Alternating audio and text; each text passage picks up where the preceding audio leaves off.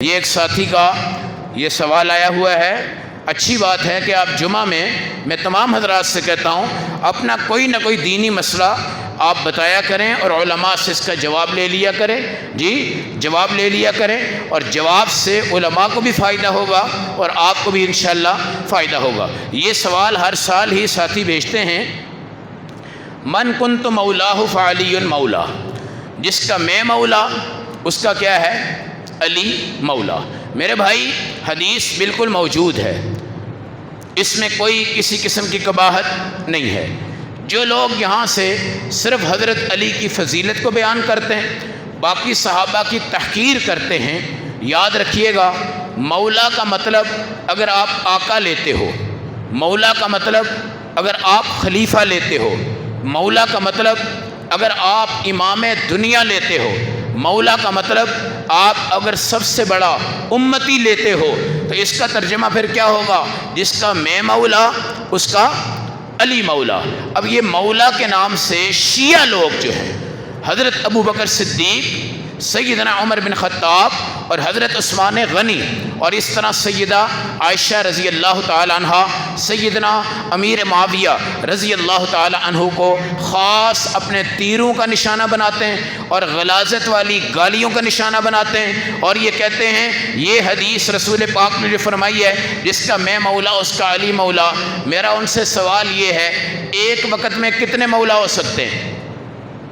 ایک وقت میں کتنے مولا ہو سکتے ہیں؟ تو ہر بندہ جواب دے گا کہ مولا ایک وقت میں صرف ایک ہوتا ہے، باقی سارے اس کی اتباع کرتے ہیں، باقی سارے اس کی کیا کرتے ہیں؟ اتباع کرتے ہیں۔ اب آپ خود سمجھ لیں، چونکہ جمعہ ہے اور جمعہ میں کوئی لمبی دلائل دینے کا وقت نہیں ہوتا، آپ خود سمجھ لیں اگر وہ مولا اور وہ آقا کا ترجمہ کرتے ہیں جو شیعہ حضرات لیتے ہیں، اور اسی حدیث کو لے کر اور اس طرح اور کئی حدیثیں ہیں ان کو لے کر حضرت علی کی فضیلت ثابت کرتے ہیں، حضرت ابو بکر سے لے کے باقی ان صحابہ کو نیچے گراتے ہیں۔ یاد رکھنا ابو بکر صدیق کو پہلا صحابی ماننا ایمان ہے۔ ان کو اگر آپ دوسرا نمبر بھی دیں اور حضرت عمر کو بھی پہلا دے دیں تو آپ کافر ہو جائیں گے، یاد رکھیں۔ حضرت عثمان کو پہلا دے دیں، ان کو تیسرا دوسرا دے دیں، پھر بھی آپ اسلام سے خارج ہو جائیں گے۔ حضرت علی کا نمبر چوتھا ہے، اور مولا کا مطلب دوست ہے، پیارا ہے۔ کیا ہے؟ پیارا ہے۔ اب یہ حدیث تو دیکھ لیتے ہیں، تو مولا ایک وقت میں کتنے ہو سکتے ہیں؟ ایک۔ دو مولا کبھی بھی نہیں ہو سکتے۔ یہ آپ شیعوں سے بھی پوچھ لیں، خارجیوں رافضیوں سے پوچھ لیں، ایک وقت میں کتنے مولا ہو سکتے ہیں؟ اس حدیث کا ترجمہ تو یہ بھی ہوگا کہ ایک ہی وقت میں میں بھی مولا ہوں، ایک ہی وقت میں علی بھی مولا ہے، ایک ہی وقت میں بھی مولا ہوں، ایک ہی وقت میں علی بھی مولا ہے۔ جبکہ رسول اللہ کی زندگی کے آخری وقت میں بیماری کی حالت میں 17 نمازیں پڑھانے والے سیدنا ابو بکر صدیق ہیں، اور ان کے پیچھے پڑھنے والے سیدنا علی المرتضیٰ ہیں۔ یاد رکھنا، تو مولا کا ترجمہ پیار ہے، محبت ہے، اور ہر صحابی کو آپ نے فرمایا لو کنت متخذا خلیلا لاتخذت ابا بکرا خلیلا۔ یہ اہل تشیع حضرات کو یہ حدیث یاد نہیں آتی؟ یہاں تو بالکل واضح فرمایا، اگر میں خلیل بناتا کس کو بناتا؟ ابو بکر۔ لو کان بعدی نبی لکان عمر، اگر میرے بعد کوئی نبی ہوتا کون ہوتا؟ عمر۔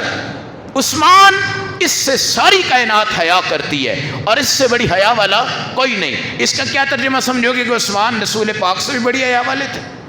نہیں، ہر جگہ کسی نہ کسی کی فضیلت سے کسی کی تحقیر نہیں ہو سکتی، تذلیل نہیں ہو سکتی۔ تو حدیث ہو مگر حدیث کا مفہوم سمجھو، حدیث کا ترجمہ سمجھو، حدیث کی وضاحت سمجھو، اور یہ آپ کو علماء بتائیں گے۔ چونکہ یہ محرم الحرام آ رہا ہے، اس لیے یہ حضرات اس قسم کی حدیثیں امت کے سامنے پیش کر کے لڑائی اور جھگڑے اور انتشار کی طرف بڑھتے ہیں، اور امت بھی سادہ لو ہے، بس سنا اور عمل کر لیا، سنا اور عمل کر لیا، سنا اور دوسرے کو گرا دیا۔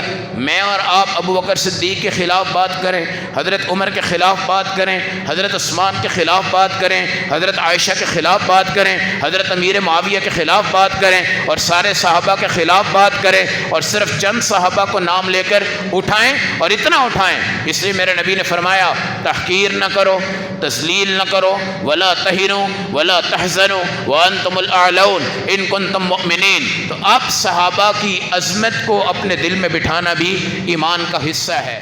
یہ ایک سوال اور ہے، یہ مجمع کے لیے بڑی اچھی باتیں ہیں. غسل کے اندر فرض ہو گیا، جو پسینہ آ گیا وہ پسینہ پاک ہوتا ہے. کیا ہے؟ پسینہ پاک ہوتا ہے. حدیث کے اندر آتا ہے کہ جن کا پسینہ پاک ہے ان کا جھوٹا بھی پاک ہے، جن کا پسینہ ناپاک ہے ان کا جھوٹا بھی ناپاک. نبی پاک سے صحابیہ نے کہا، ازواج نے کہا میں جھوٹا پلا دوں، میں ہاتھ ملا سکتی ہوں، میں جنبی ہوں، میں حائضہ ہوں، میں کیا ہوں؟ حائضہ ہوں. حضور نے فرمایا مومن کبھی ناپاک نہیں ہوتا، یعنی جھوٹا پانی پی لینا یا پسینہ آ جانا اس میں کوئی حرج نہیں ہے. رسول پاک کی زوجہ حضرت عائشہ، آپ نے جب ان سے کہا کہ میرے لیے پانی چھوڑنا، میرے لیے پانی چھوڑنا، حضرت عائشہ نے اپنا بچا ہوا پانی اللہ کے نبی کو دیا.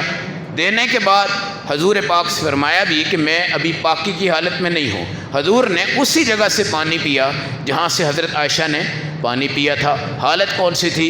ناپاکی کی تھی. تو بھائی اگر آپ پہ غسل فرض ہو گیا اور حبس کا موسم ہے، کیا ہے؟ حبس کا موسم ہے، پسینے میں کیا آئے گا؟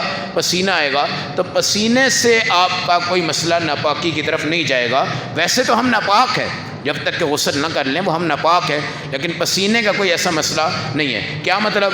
اگر آپ نے کوئی قمیض پہنی ہوئی ہے اور آپ کی کوئی گندگی قمیض پہ نہیں لگی، یا آپ نے کوئی بنیان پہنی ہوئی ہے اور آپ نے اپنی بیوی کا حق ادا کیا اور آپ سو گئے اور بنیان آپ کی پسینے سے بھر گئی، اب یہ حکم نہیں ہے کہ آپ کی بنیان بھی ناپاک ہو گئی ہے اور آپ اس کو بھی دھوئیں. تو پسینہ پاک ہوتا ہے. پسینہ کیا ہوتا ہے؟ پاک ہوتا ہے. اور اسلام کے اندر اللہ نے بڑی نرمیاں رکھی ہیں. اللہ ہمیں عمل کی سمجھ کی توفیق عطا فرمائے.